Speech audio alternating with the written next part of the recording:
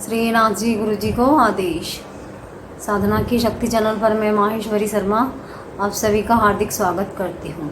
काल भैरव का जो रूप स्वरूप है बहुत ही भयंकर है, लेकिन बहुत ही जल्दी प्रसन्न होने वाले देव हैं। यह शिव का ही भयंकर स्वरूप है। काल भैरव, काल पर इन्होंने विजय प्राप्त की थी, इसीलिए इन्हें काल भैरव कहते हैं। काल भैरव की साधना विधि जो है तमस है, तांत्रिक पद्धति से है। इनकी उपासना जो तांत्रिक पद्धति से की जाती है, शैव संप्रदाय में जो इनकी उपासना बताई गई है वह तांत्रिक पद्धति से है। जैसे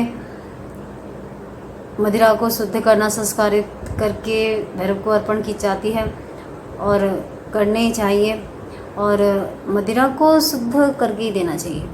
तो आप सभी को यह मालूम होना चाहिए कि भैरव को जब भी मदिरा दें तो मदिरा कहते हैं दारू से, शराब से, कारण भी कहते हैं इसे। कुलार्णव तंत्र में अनेक प्रकार की विधियाँ भैरव की प्रसन्नता हेतु दी गई हैं।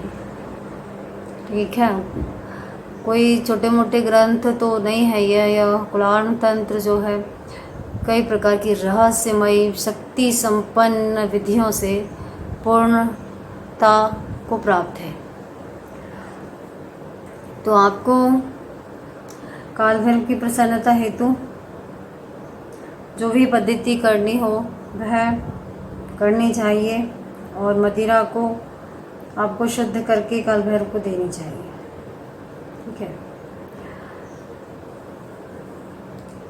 तो आप सबको भैरव की प्रसन्नता हेतु प्रतिदिन शिवलिंग पूजन करते रहना चाहिए, पंचोपचार करना चाहिए शिवलिंग का, और विधि विधान से।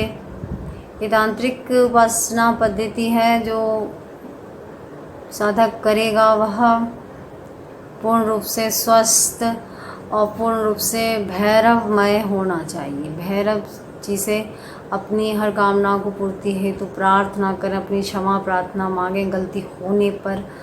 ठीक है, तो आने वाली सोमवती अमावस्या की आप सभी को हार्दिक शुभकामनाएं। और भैरव जी के साधना हेतु आप घर में भी कर सकते हो और किसी भैरव मंदिर में कर सकते हो। नए वस्त्र धारण करें, स्नान आदि इत्यादि करके नए वस्त्र धारण करें। वस्त्र लाल कलर के या काले कलर के अति उत्तम रहते हैं। तो साधना में आपको मंत्र की जो संख्या है वह 5 या 3 या 11 बार इस मंत्र को बोल कर चढ़ाना चाहिए मदिरा को। तो मदिरा जो है पूर्ण रूप से भैरव जी को समर्पित करनी चाहिए। और जैसे स्वाहा जो देवी है, स्वाहा जब लग जाता है मंत्र में तो जो भोग्य सामग्री है वह सीधी देवता को प्राप्त हो जाती है। किसी भी मंत्र में आपने स्वाहा सुना होगा, जब भी हवन इत्यादि करते हैं तो स्वाहा लगता है, तो स्वाहा देवी है। इसे आप अपने तंत्र ग्रंथों से मंत्र को जान पाएंगे। आप सभी को ग्रंथ इत्यादि पढ़ना चाहिए, उनका अध्ययन करना बहुत ही आवश्यक है। तो आपको पता लगेगी कि मदिरा मंत्र और तांत्रिक उपासना पद्धति क्या होती है, कैसे देव को प्रसन्न किया जाए, कैसे देवता के दर्शन किए जाएं, कैसे देवता से संपर्क साधा जाए। तो काल भैरव को मदिरा देते समय मंत्र बोलें, ओम मदिराय अमृत तत्वम कल्प्यामि स्वाहा। ये मंत्र है।